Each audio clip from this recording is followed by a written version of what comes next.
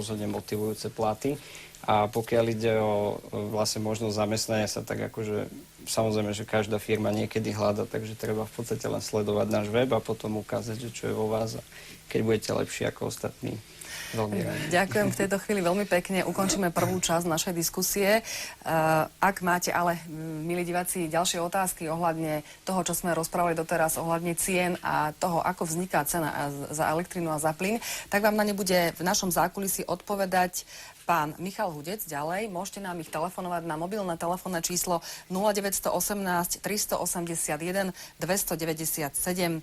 Takže, pán Hudec, na chvíľu sa rozlúčime a kým bude pán Hudec odpovedať na otázky, my môžeme prejsť k druhej téme.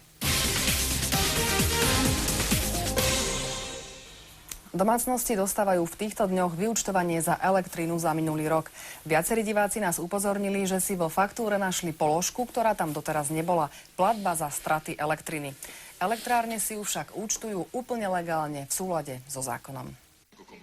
Elektrárne sa obohacujú na náš úkor, myslí si diváčka z Bratislavy. Za rok totiž zaplatila 28 eur distribučnej spoločnosti za to, že im vznikajú straty pri prenose elektriny.